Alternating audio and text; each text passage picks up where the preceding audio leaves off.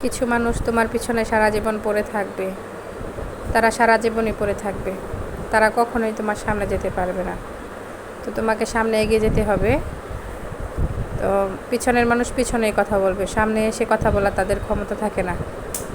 তো আসসালামু আলাইকুম এভরিওয়ান, সবাই কেমন আছেন? আশা করছি ভালো আছেন। আমরাও আল্লাহর রহমতে খুব খুব ভালো আছি। আমার ভালোবাসার মানুষটা সবাই আশা করছি ভালো আছো। তো দেশ এবং দেশের বাইরে যে যেখান থেকে ভিডিওটা দেখছো, অবশ্যই এই ভিডিওতে একটা লাইক করে ভিডিওটা কন্টিনিউ করবা। ভিডিওটি ভালো লাগলে সাবস্ক্রাইব করে পাশে থাকবা। তোমার একটা লাইক আমাকে পরবর্তী ভিডিও করার অনুপ্রেরণা যোগায়। তো প্রথমেই বলেছিলাম যে কিছু মানুষ তোমার পিছনে পড়ে থাকবে। হ্যাঁ, এটাই সত্যি। কিছু মানুষ তোমার পিছনে পড়ে থাকবে, কখনোই তোমার সামনে যেতে পারবে না। পিছনে কটু কথা বলবে, তোমাকে নিয়ে কথা বলবে। এই তো দেখো না, আমাকে নিয়ে কত মানুষ কত কথা বলে, যে আমি ভালো না, আমি এরকম। তো এটা নিয়ে কি আমাকে নিয়ে সামনে এগিয়ে যেতে হবে? আমি খাটো, আমি কালো, এটা নিয়ে আশেপাশের মানুষের কথা বলে। যাই হোক, যে যাকে নিয়ে তুমি সংসার করবে সে তোমাকে নিয়ে সন্তুষ্ট থাকলে আলহামদুলিল্লাহ।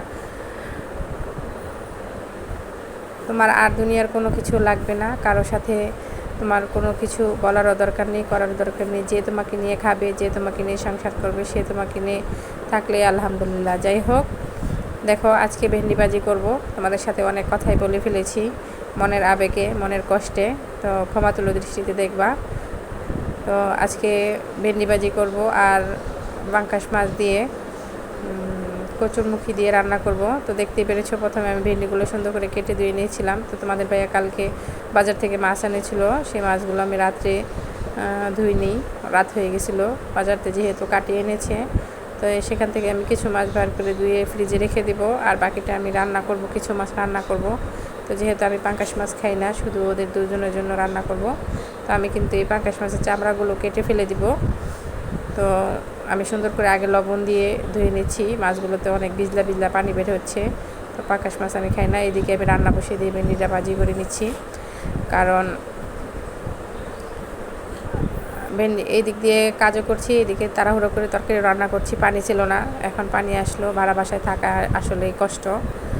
তো এই তো দেখো, আমি কড়াইতে তেল দিয়ে দিয়েছি। এখন লবণ হলুদ মেখে মাছগুলো সুন্দর করে বেছে নিব লাল লাল করে, যেহেতু পাঙ্গাস মাছ একটু গন্ধ আসে। তো তোমরা কে কে পাঙ্গাস মাছ খেতে পছন্দ করো অবশ্যই কমেন্টে বলবা। তো কচুরমুখী কার কার পছন্দ অবশ্যই বলে যেও, আমার কিন্তু অনেক পছন্দ কচুরমুখী। এই তো তোমাদের সাথে কথা বলতে বলতে সুন্দর করে মাছগুলি ভেজে নিয়েছি। এটা জানি সাধারণ রান্না, তবুও তোমাদের সাথে আমি শেয়ার করলাম যে আমি কিভাবে রান্না করি, সেটাই শেয়ার করলাম। তো কচুরমুখী রান্না করতে পারে না এমন কোনো লোক আমার মনে হয় না আছে, যে রান্না পারে না। সবাই রান্না করতে পারে কম বেশি, যার যার মতো। আমি আমার মতো করে যে কীভাবে রান্না করি তোমাদেরকে দেখালাম। তো আমি এইভাবে রান্না করি, আমার কাছে খেতে খুব ভালো লাগে। তো প্রথমে আমি একটু রসুন বাটা দিয়ে দিয়েছিলাম, দিয়ে দিচ্ছি হলুদের গুঁড়ো, এবার দিয়ে দিব মরিচের গুঁড়ো। তো সুন্দর করে আমি কচুরমুখীটা কষিয়ে নিব। তো এই ফাঁকে আমি ভাতের চালগুলো দিয়ে দিব, যেহেতু কারেন্ট আসছে, এতক্ষণ কারেন্ট ছিল না। তো আগে আমি ভাতটা তুলে দিয়ে আসছি। তো দেখো তরকারি কালারটা কত সুন্দর হয়েছে, তো কত লোভনীয় হয়েছে। তো মেয়ে বলতেছে আজকে কেক খাবে, তো ইনশাল্লাহ দেখি একটা মালটা কেক বানিয়ে দিব। তো তোমরা সাথেই থাকো, দেখতে থাকো। মাশাল্লাহ তরকারি কালারটা অনেক সুন্দর হয়েছে। তো আমি কেক বানানোর জন্য প্রথমে 1 কাপ ময়দা নিয়ে নিয়েছি, তার সাথে 2 টেবিল চামচ বেকিং পাউডার নিয়ে নিচ্ছি। তো